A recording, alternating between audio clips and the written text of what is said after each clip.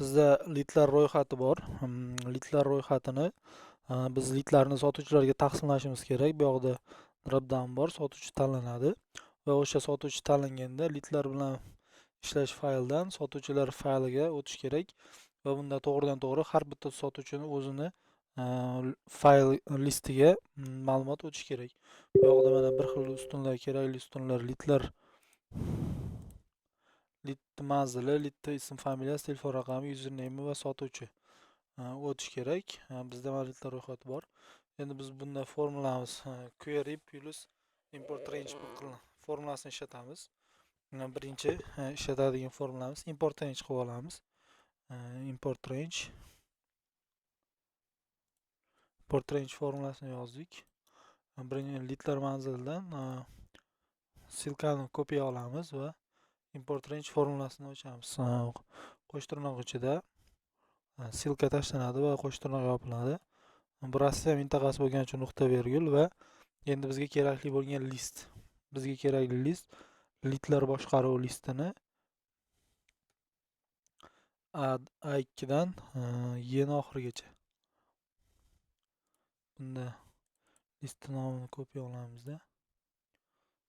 O'tib qo'sh tirnoq ichiga tashlaymiz va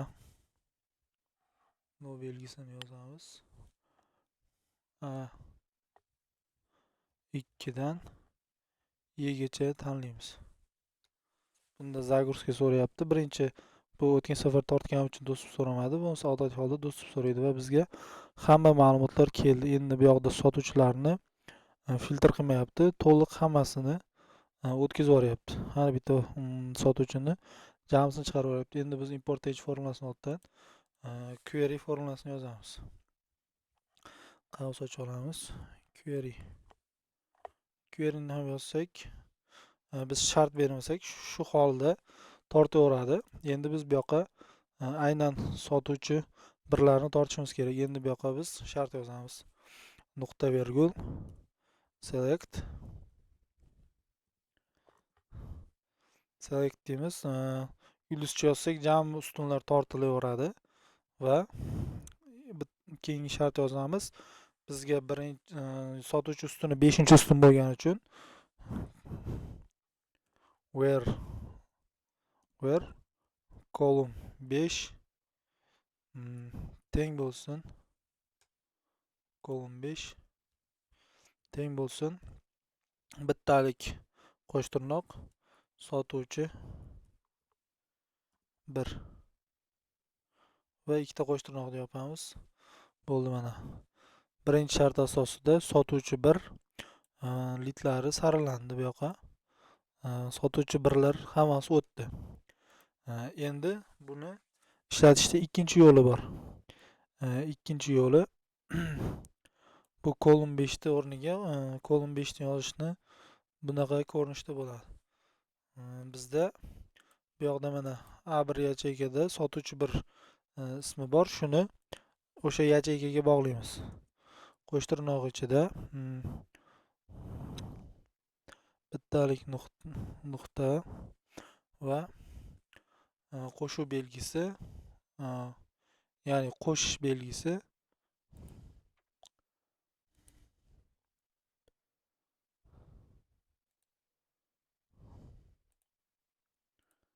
okey.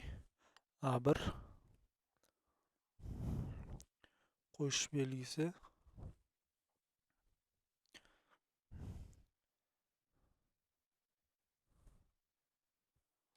uzr so'rayman. Joinni sal adashtirib qo'ydik. Qo'sh tirnoq, ikkitalik qo'sh tirnoq ichkaridan, bittaligi tashqarisidan yoziladi. Загрузка. Mana bu holatda mana sotuvchi 1 bo'lyapti. Endi bu yoqda biz o'zgartirish kiritib ketishimiz, deylik, sotuvchi 2 qo'ysak, mana bu yoqda sotuvchi 2 ga o'zgaryapti. Sotuvchi 3 qo'ysak, sotuvchi 3 ga o'zgaradi. Bu holatdagisi ham bor. Endi yana bir holati bor. Agar bizga bu yoqqa sotuvchi ustuni kerak emas, faqat o'sha 4 ta ustun bo'lsin, lekin sotuvchi bu yoqqa qarab filtr bo'lsin desa, shart qo'shishimiz mumkin. Column 5 ta o'rniga kolum 5 turadi. Ikkinchi shart. Shartni bu yoqqa selectni ham jamisini tanlamaymiz-da. Kolum 1, ya'ni birinchi ustun kerak bizga. Kolum 2 kerak. Kolum 2 kerak, virgul. Kolum 3 kerak va kolum 4 kerak. Qaysiki kolum 5lar teng bo'lsin 3 ga. Mana bu yoqda sotuvchi 3 o'zgaradi. Endi bu yoqqa o'tib sotuvchi 1 ni tanlasak, bu ma'lumotlar o'zgaradi mana. Telegram Azizbek Yo'ldoshev nomerlari. Bu yoqda mana Azizbek Yo'ldoshev sotuvchi 1 da. Endi buni sotuvchi 2 ga o'zgartirsak, bu yerdan o'zi avtomatik Azizbek Yo'ldoshev yo'q bo'lib ketadi. Menimcha tushunarli bo'lgan degan umiddaman.